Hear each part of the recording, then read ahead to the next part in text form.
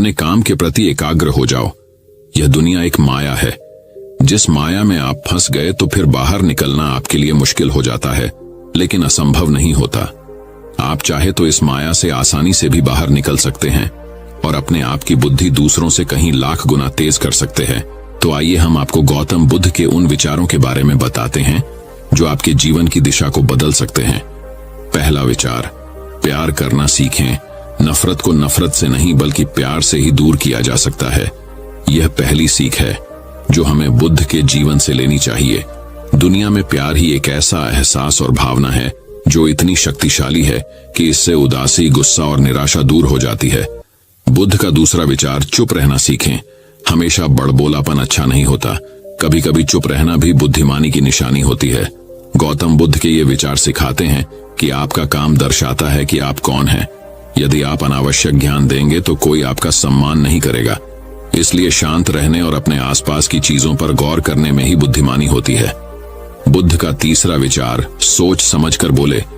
शब्द बहुत ताकतवर होते हैं। सच्चे शब्द दुनिया को बदल सकते हैं। वही कड़वे शब्द दुनिया का विनाश करने के लिए काफी होते हैं। शब्दों का हमारे जीवन में बहुत प्रभाव पड़ता है, इसलिए हमें दूसरों से कुछ भी कहते समय बहुत सावधान रहना चाहिए। अगर आप 2 बार बिना सोचे समझे किसी को दुख देने वाली बात कहते हैं तो यह उस व्यक्ति पर बुरा प्रभाव डाल सकती है। लेकिन अगर आप अच्छे शब्द कहें तो इसे सुनकर सामने वाले में सुधार की गुंजाइश बढ़ जाती है। जीवन में लक्ष्य तय करें। आपको अपनी महत्वाकांक्षाएं खुद तय करनी होती हैं।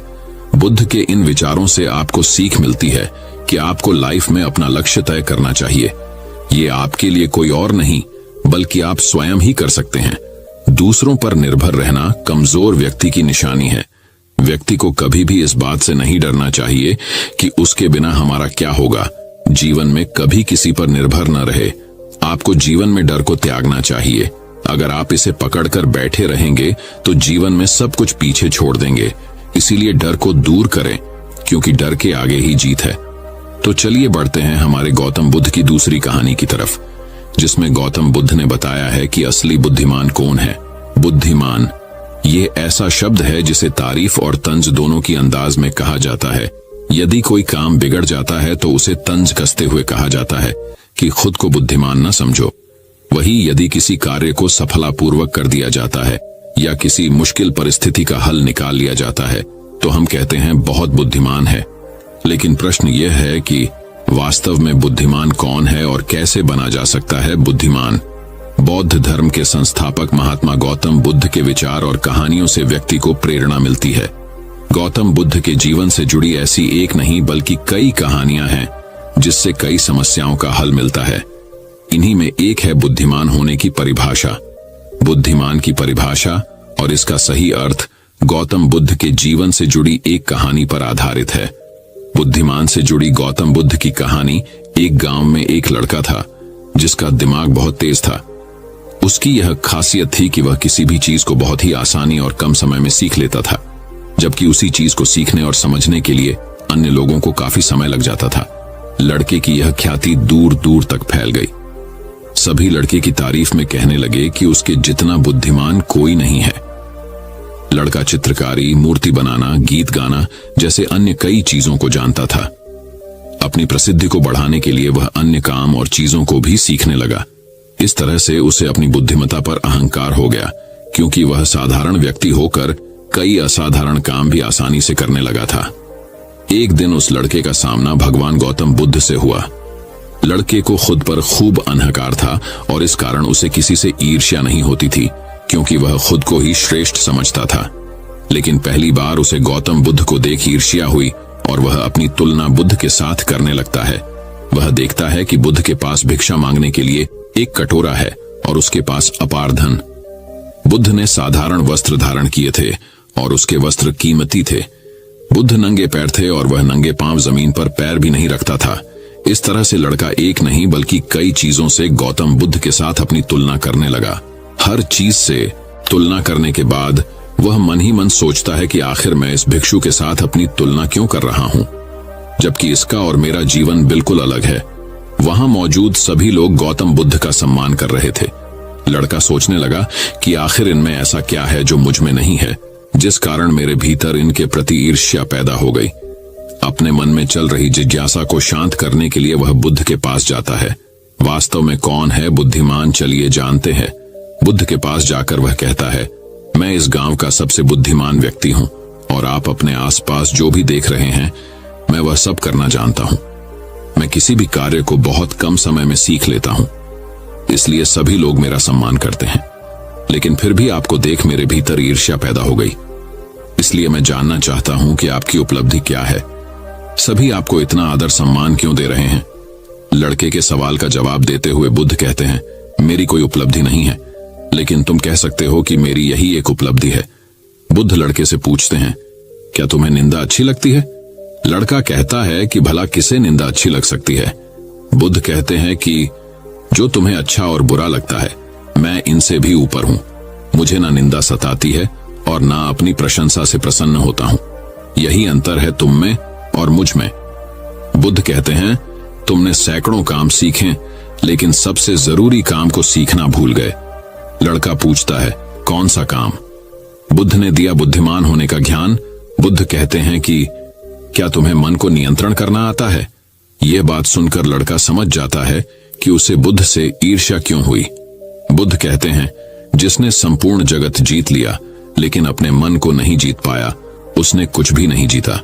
वहीं जिसने अपने मन को जीता लेकिन अपना सब कुछ गंवा दिया, फिर भी उसने सब कुछ जीत लिया। बुद्ध की यह बात सुन लड़के का अहंकार टूट गया। उसने बुद्ध से कहा कि क्या आप मुझे अपने मन को जीतना सिखा सकते हैं? बुद्ध कहते हैं, जरूर, लेकिन इसके लिए मैं तुम्हारी सभी उपलब्धियां छीन लूंगा। लड़का कहता है, मैं तैयार हूं। इसके बाद से ही लड़का ध्यान लगाने लगता है, क्योंकि ध्यान से ही मन को वश में किया जा सकता है। तो चलिए बढ़ते हैं हमारी तीसरी कहानी की तरफ। गौतम बुद्ध से जाने कैसे बने बुद्धिमान, और वास्तव में कौन है बुद्धिमान। बुद्धि ऐसा बल है जिससे हर असंभव चीज को भी जीता जा सकता है। लेकिन बुद्धिमान कौन है और कैसे बना जा सकता है बुद्धिमान, इसका सटीक अर्थ गौतम बुद्ध की इस कहानी में मिलता है। भगवान बुद्ध अपने शिष्यों के साथ एक वन से गुजर रहे थे। जेठ की तपती दोपहरी थी। गर्मी और लंबी यात्रा से वे थक गए थे। उन्हें जोरों की प्यास भी लगी थी। बुद्ध एक छायादार पेड़ के नीचे रुक गए और उन्होंने शिष्य आनंद से कहा, अभी कुछ देर पहले हमने मार्ग में एक झरना देखा था, जाओ और वहां से पानी ले आओ, जोरों की प्यास लगी है। आनंद गए, मगर वह झरना बहुत छोटा था और थोड़ी देर पहले ही वहां से कुछ जानवर गुजरे थे, जिससे ठहरा हुआ पानी हिल गया था और कीचड़दच नीचे से ऊपर आ गया था।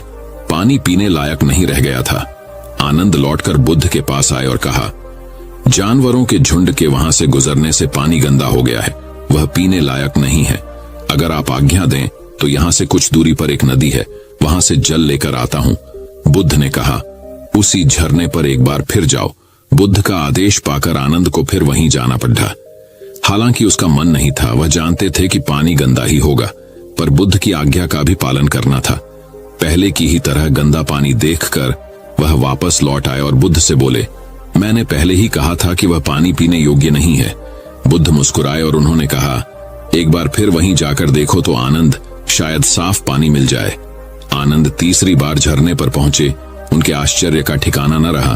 पानी पूरी तरह साफ हो गया था। वह पानी लेकर खुशी खुशी वापस लौटे और बुद्ध के चरणों में गिर पड़े। उन्होंने कहा, आपने आज फिर मुझे एक बहुत बड़ी सीख दी। कुछ भी स्थायी नहीं है, सिर्फ धैर्य चाहिए। दोस्तों, जीवन में हर चीज पाने के लिए धैर्य और संयम होना एक विद्वान पुरुष की निशानी है। तो आप भी अपने अंदर धैर्य और संयम रखें। तो चलिए बढ़ते हैं हमारी बुद्ध की रहस्यमयी चौथी कहानी की तरफ। एक पुरानी कहानी इसी मंथन को साधे जाने से संबंधित है। संभव है ये कहानी आपकी जिंदगानी बदल दे। कहानी यूं है, गौतम बुद्ध जिन दिनों वाराणसी के पास प्रवास कर रहे थे और उनका जीवन उनके कुछ साथियों के साथ भिक्षा पर चल रहा था, उन दिनों उनके एक अति प्रिय शिष्य को एक बार कहीं भीख नहीं मिली। उदास भाव से वो लौट रहा था कि अचानक उसके कटोरे में मांस का एक टुकड़ा आ गिरा। शिष्य बहुत हैरान हुआ कि ये कहां से आया। उसने ऊपर देखा तो पाया कि एक चील अपने पंजे में इसे ले जा रही थी और वही उसके पंजे से छूटकर कटोरे में आ गिरा है। शिष्य बहुत हैरान और परेशान रहने के बाद आखिर में बुद्ध के सामने गया और उसने सारी कथा उन्हें कह सुनाई कि प्रभु, आज कुछ नहीं मिला, बस ये मांस का एक टुकड़ा मेरे पात्र में आ गिरा। बुद्ध ने उसे समझाया कि अब जो मिला वही तुम्हारी किस्मत, तो तुम उसका अनादर मत करो और उसे ही पकाकर खा लो। शिष्य ने ऐसा ही किया। मांस बहुत स्वादिष्ट पका। बुद्ध के तमाम शिष्य इस पूरी घटना को देख रहे थे। पहले तो मन ही मन सोच रहे थे कि आज मांस लाने की वजह से उस अति प्रिय शिष्य को डांट पड़ेगी, लेकिन यहाँ तो मामला ही उल्टा हो गया था। कहाँ बाकी शिष्य वही सादा भोजन ग्रहण कर रहे थे और वो मांसाहारी भोजन कर रहा था। इस घटना को देखकर बाकी शिष्यों ने भी धीरे धीरे कहीं से मांस उठाकर लाना शुरू कर दिया और आकर बुद्ध से कहने लगे कि प्रभु, आज कुछ नहीं मिला, बस यही मांस का टुकड़ा मिला है। बुद्ध उसे देख मुस्कुराते और कहते, जो मिला उसे ही स्वीकार करो। एक दिन एक शिष्य ने बुद्ध से पूछा कि भगनव, आप जानते हैं कि ये झूठ बोलकर मांस पकाकर खा रहे हैं, फिर आप इन्हें रोकते क्यों नहीं? बुद्ध ने कहा कि रोकने से कोई नहीं रुकता, जिसे रुकना होता है वो खुद रुकता है, और वो रुकना भी क्या रुकना जिसमें मन न रुके, और अगर मन ही न रुके तो तन के रुकने का कोई अर्थ नहीं होता। ऐसे में जिसे जिसे जो अच्छा लगता है उसे करने दो। जब मन की मुराद पूरी हो जाती है, चाहे जब हो, तभी आदमी अध्यात्म की ओर मुड़ता है। तो दोस्तों, चलिए बढ़ते हैं हमारी 5वीं कहानी की तरफ। बौद्ध भिक्षु। कहानी। पुराने मध्य भारत में एक रियासत हुआ करती थी। रियासत की बड्ढी रानी की गौतम बुद्ध के प्रति बहुत निष्ठा थी। उस रियासत के महाराज देवराज की 2 रानियां सुरुचि और सुनिधि थीं। राजा देवराज की पहली पत्नी सुरुचि थी, जिसका स्वभाव किसी साध्वी की तरह था। वो गौतम बुद्ध को अपना आराध्य मानती थी और उनके बताए मार्ग पर चलने की कोशिश करती है। उनके साथ उनका बेटा वीर भी खेलता रहता, लेकिन देवराज का पूरा ध्यान अपनी दूसरी पत्नी सुनिधि के ऊपर ही रहता। वो देखने में बहुत ज्यादा खूबसूरत थी। इसी खूबसूरती की विलासता में महाराज खोए रहते। राजमहल की ज्यादातर तमाम सुख सुविधाएं दूसरी पत्नी सुनिधि और उसके बेटे सुमंत को ही मिला करती। दोनों ही पत्नियों के राजदुलारों की खिलखिलाहट से पूरा महल जगमग रहता। रियासत के लोगों को भी पता चल चुका था कि उन्हें होने वाला राजकुमार मिल चुका है। राज्य के लोग अक्सर सोचा करते कि भविष्य में राजगद्दी पर कौन बैठेगा, तो इस पर ज्यादातर लोगों का मत तो सुरुचि के पुत्र वीर के ऊपर ही था कि भविष्य के राजा वही होंगे, क्योंकि धर्म और नीति के अनुसार बढ़े पुत्र को ही राजगद्दी मिलनी चाहिए। लेकिन समय की लकीरों को कुछ और ही मंजूर था। देवराज की पहली पत्नी सुरुचि का स्वभाव बद्धा, शांत और न्याय संगत था। वो न्याय, धर्म और बौद्ध धर्म की बातें किया करती। मां की संगत पाकर बेटा वीर भी उसी स्वभाव का हो गया था। वीर अब बद्धा हो रहा था। उसका स्वभाव ऐसा हो गया कि उसे जो भी मिलता वो भी मां की तरह संतोष कर लेता। समय का चक्र चलता है और एक दिन रियासत का दरबार सजा हुआ था। उसी दिन भावी राजकुमार के नाम की घोषणा भी की जानी थी। सभी इस बात को लेकर आत्मविश्वासी हुए पड़े थे कि होने वाला राजकुमार वीर ही होगा। महाराज अपनी पत्नी सुनिधि के साथ सिंहासन पर बैठे हुए थे। महाराज छोटे बेटे सुमंत को दुलार रहे थे। वहीं वीर अपनी मां सुरुचि के साथ दरबार में बैठा हुआ था। सभी पुरोहितों ने वीर की मां को बता दिया था कि आज राजदरबार में वीर के राज तिलक की पूजा है, उसे तैयार करके लाना। वीर की मां सुरुचि ने भी बड्ढे दुलार से अपने बेटे को तैयार किया और ईश्वर के सामने प्रार्थना की और माथा टिकवाया। महल में शंख बजने शुरू हुए। पुरोहितों ने वीर का नाम भी लिया। बालक वीर सौम्य अंदाज में पिता की गद्दी की तरफ बढ़ा और अपने पिता का आशीर्वाद लिया। पिता आशीर्वाद देने के लिए हाथ उठाते कि दूसरी रानी सुनिधि ने पीछे धकेल दिया। वीर की आंखों से आंसू गिरने लगे। भरे राज दरबार में गुस्से से लाल रानी सुनिधि ने वीर की कलाई को मोड़ दिया था। उन्हें सिंहासन पर पहुंचने से रोक दिया। फिर सुनिधि ने अपने कड़ीडीढ़ शब्दों और सख्त आवाज में कहा कि तुम इस सिंहासन और महाराज की गोद में बैठ नहीं सकते। सिंहासन में बैठने वाला काबिल हो या ना हो, वो चहेती रानी का पुत्र ही होना चाहिए। तुम दासी के बराबर वाली रानी के पुत्र हो। सिंहासन पर मेरा पुत्र सुमंत ही बैठेगा और जो सिंहासन पर बैठेगा जनता उसी को राजकुमार मानकर आदर सम्मान देगी। तुम जाओ अपनी माता के पास और बुद्ध की सेवा करो। मेरे रहते तुम्हें आत्मसम्मान कभी नहीं मिल सकता। जाओ, पहले अपना भाग्य बदल कर आओ। राजकुमार बनने के लिए तुम्हें मेरी कोख से जन्म लेना पड़ेगा। यह सब सुनकर पूरा राज दरबार हक्का बक्का रह गया। सबको आश्चर्य भरी नजरों से महाराज देवराज की ओर देखे जा रहे थे कि महाराज कुछ बोल क्यों नहीं रहे। लेकिन महाराज बोलते भी क्या, वे नजरें झुकाए बैठे थे, क्योंकि उनकी आंखों और मन पर तो रानी सुनिधि की खूबसूरती और विलासता का पर्दा पड़े डिढ़ा हुआ था। ऐसे में भला वो रानी का विद्रोह कैसे कर सकते थे? अगर वो रानी का विद्रोह करते तो उनकी विलासता भरी रातें कैसे रंगीन होती, खूबसूरत जिस्म का आनंद लेने से वंचित हो जाते। वीर को अपनी सौतेली मां की बातों से ज्यादा बुरा अपने पिता के चुप रहने का लगा। कुछ देर बाद वो राजमहल के बाहर चला गया। संध्या आरती का समय होने चला था। वीर की मां सुरुचि ने वीर को अपने पास बुलाया। वीर का चेहरा देखकर वो घबरा गई। वीर ने उनसे कहा कि मां, पिताजी हमारे साथ ऐसा क्यों करते हैं? अब हमारा क्या होगा? क्या मुझे कभी किसी का मान सम्मान प्राप्त नहीं हो पाएगा? जवाब देते हुए वीर की मां ने अपनी उंगली से मंदिर की तरफ इशारा किया। यह कमरा कुछ दूरी पर था और इसमें महात्मा बुद्ध की प्रतिमा यानी मूर्ति रखी हुई थी। वीर ने इशारा करते हुए पूछा, वहां क्या है मां? जवाब देते हुए मां बोली, वो महात्मा बुद्ध है, वहीं तुम्हें सिद्ध बनाएंगे, उनकी शरण में जाओ बेटा। बुद्धम शरणम गच्छामि। ये पंक्ति सुनते ही वीर ने बहुत अच्छा महसूस किया। सुरुचि बोली, बेटे, तुम्हारे लिए इस सिंहासन से भी कहीं बढ़ा और आगे का सिंहासन बना हुआ है, इसलिए उस सिंहासन की लालसा व मोह त्याग कर उस बद्धे सिंहासन को प्राप्त करो। जब तुम उस सिंहासन पर बैठोगे तो, लेकिन उसे पाना इतना आसान नहीं। जीवन के उस सिंहासन तक तुम्हें महात्मा बुद्ध की शिक्षाएं लेकर जाएंगी। लेकिन वीर को अब भी ये समझ नहीं आ रहा था, मां आखिर किस तरह के सिंहासन की बात कर रही है।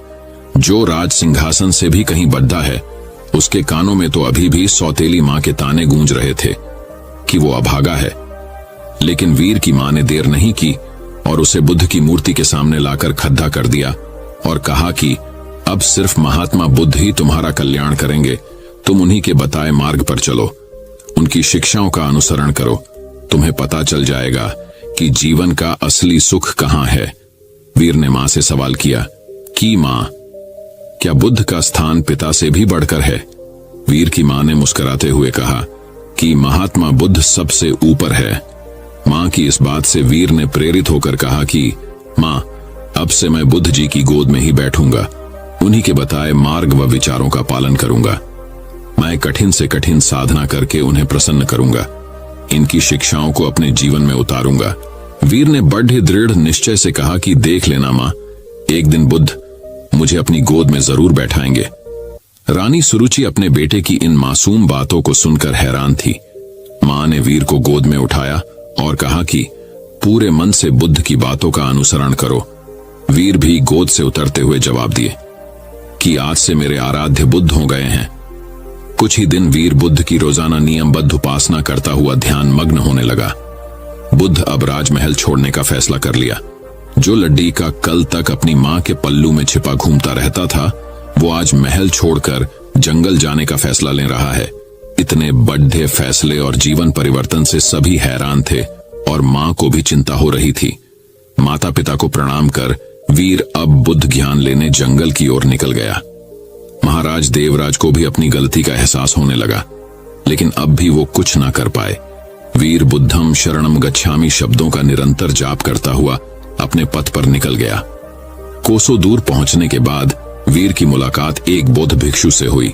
वो एक कुटिया में रहा करते थे। वहां उनके कुछ शिष्य भी थे। वीर ने बौद्ध भिक्षु से ज्ञान मांगा और कहा कि उन्हें बुद्ध से मिलना है। इसके जवाब में बौद्ध भिक्षु ने महात्मा बुद्ध की कहानी बताते हुए कहा कि खुद को जान लेना ही बुद्ध को जान लेना है। लेकिन फिर भी वीर ने बुद्ध से मिलने की जिद नहीं छोड़ दी। तब बौद्ध भिक्षु ने कहा, तुम अभी आराम करो, मैं कल सुबह तुमसे बात करूंगा। पूरी रात गुजर गई और वीर बुद्धम शरणम गच्छामि का जाप करता रहा।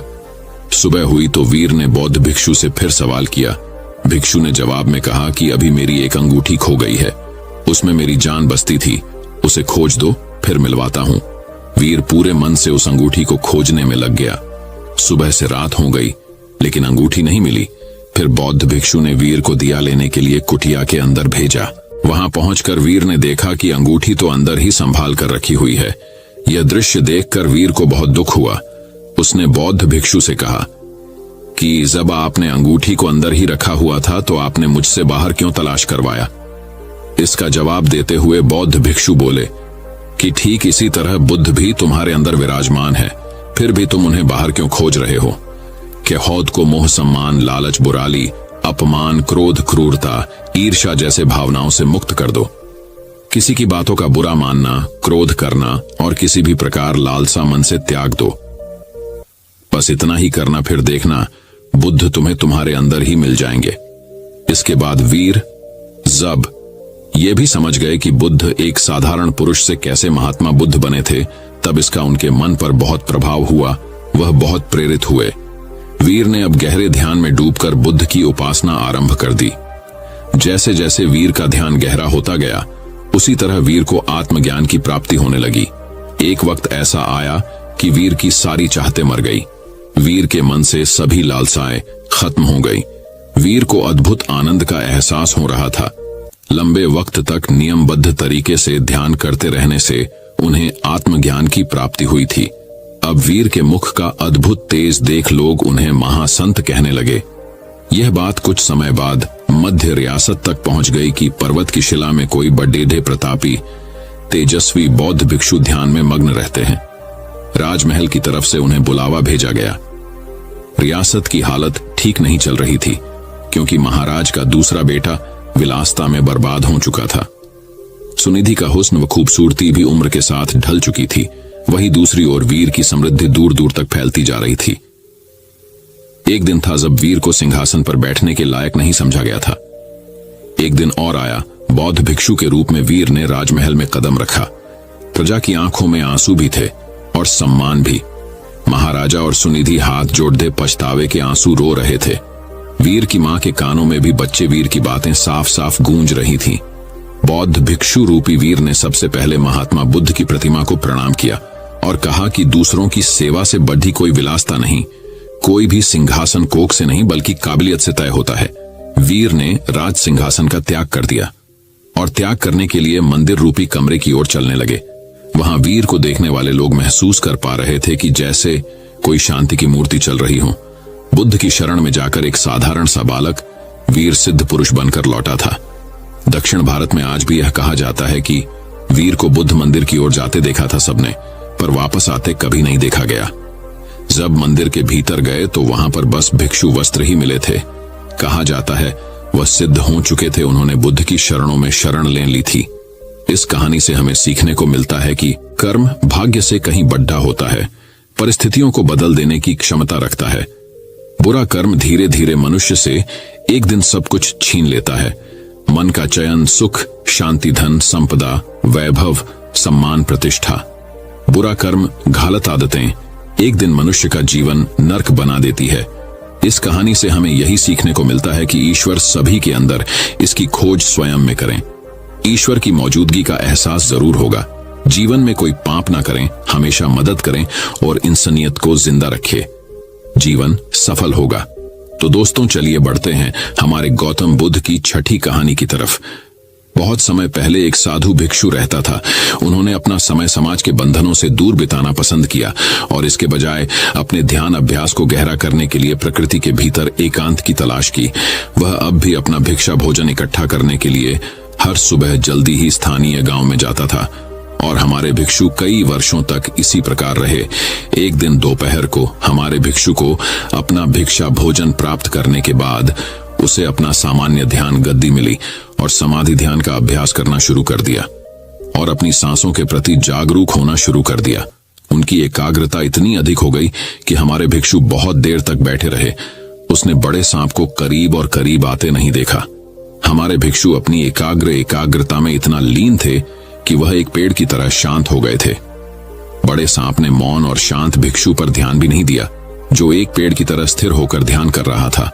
उसने जो कुछ देखा वह भिक्षुओं के उन वस्त्रों में एक अच्छी गर्म सोने की जगह थी, जो उसके क्रॉस किए हुए पैरों के चारों ओर लिपटी हुई थी और धूप में थी। हमारा सांप भिक्षुओं की गोद में चिपक गया और गहरी नींद में सो गया। हमारे भिक्षु के साथ गहन ध्यान मग्न एकाग्रता में लगभग 1 घंटा इसी तरह बीत गया और हमारा सांप उसकी गोद में सो गया। धीरे धीरे भिक्षु ने अपना ध्यान अपने परिवेश पर लौटाया और उसे अपनी गोद में एक असामान्य वजन का एहसास होने लगा। आप भिक्षु के आश्चर्य की कल्पना कर सकते हैं जब उसने उसकी गोद की ओर देखा। पीतल जैसा साहसी एक बहुत बड़ा सांप सचमुच उसकी गोद में छिप गया था और गहरी नींद में सो गया था।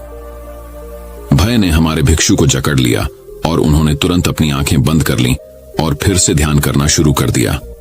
उन्होंने खुद को शांत किया और अपनी ट्रेनिंग को याद किया। सभी चीजें अनित्य और सदैव परिवर्तनशील हैं। वह बिना किसी संदेह के जानता था कि सांप फिर से आगे बढ़ेगा और इसलिए वह ध्यान में रहा। लेकिन हमारा सांप बहुत सहज था और हिलना नहीं चाहता था। वह वहीं रुका रहा जहां वह गहरी नींद में सो रहा था। ऐसा कई घंटों और फिर कई दिनों तक चलता रहा। आखिरकार ग्रामीणों को अपने भिक्षु की अनुपस्थिति का एहसास होने लगा और उन्होंने उनसे मिलने का फैसला किया। ग्रामीण भोजन और प्रसाद लेकर आए। हालांकि जैसे ही वे पास आए, उन्होंने देखा कि भिक्षु ध्यान में चुपचाप बैठा था। वे सभी भिक्षु की शांति और उसकी शांति में इतने खोए हुए थे कि उन्हें ध्यान ही नहीं आया कि सांप उसकी गोद में गहरी नींद में सो रहा है। धीरे धीरे प्रत्येक ग्रामीण ध्यान करने वाले साधु के प्रति सम्मान पूर्वक झुक गया और अपना प्रसाद और हमारे साधु को उसके ध्यान पर छोड़ दिया। कई कई दिनों तक जिंदगी ऐसे ही चलती रही। हमारा भिक्षु भय के कारण गहरी ध्यान मग्न एकाग्रता में है। सांप उसकी गोद में यथासंभव आराम से सो गया और ग्रामीण प्रतिदिन भोजन कराने आ रहे हैं। आखिरकार हमारे सांप को पता चला कि वह भूखा हो गया है। उसने भिक्षुओं की गोद से खुद को अलग किया और अपनी सबसे बड़ी स्ट्रेचिंग की और भोजन की तलाश में धीरे धीरे फिसलने लगा। हमारे भिक्षु भी धीरे धीरे ध्यान से बाहर आए, लेकिन भीतर ही भीतर कुछ बदल गया था। वह कई दिनों तक अपने मन में पूरी तरह तल्लीन होकर बैठा रहा और अब हम अपने मन के भीतर की प्रक्रियाओं को पहाड़ी झील की तरह स्पष्ट देख सकते हैं। वह देख सकता था जो मानवता को इतना दर्द और पीड़ा पहुंचाता है। उसने आत्मज्ञान प्राप्त कर लिया था। कभी कभी डर हमें कुछ उल्लेखनीय कार्य करने के लिए मजबूर कर सकता है, लेकिन हमारी सोच को पंगु बनाने की शक्ति भी रखता है। हम में से हर किसी ने अपने जीवन में डर का अनुभव किया है और यही महत्वपूर्ण है कि हम उस डर को अपनी सोच पर हावी न होने दें और आगे बढ़े। डर परिवर्तनशील और अनिश्चित स्थितियों के प्रति एक स्वाभाविक प्रतिक्रिया है। उस डर से जुड़ना और उसके भीतर जीवन जीना कोई स्वाभाविक प्रतिक्रिया नहीं है। यह अत्यधिक सोचना है। यदि डर आपके निर्णय लेने पर प्रतिकूल प्रभाव डाल रहा है, तो हम जीवन के बारे में जरूरत से ज्यादा सोच रहे हैं और हमें आराम करने का रास्ता खोजने की जरूरत है। ध्यान मन को शांत करने और अत्यधिक सोचने की आदत को शांत करने में मदद करता है। डर को महसूस करे और कैसे भी इसे निकलने की कोशिश करे।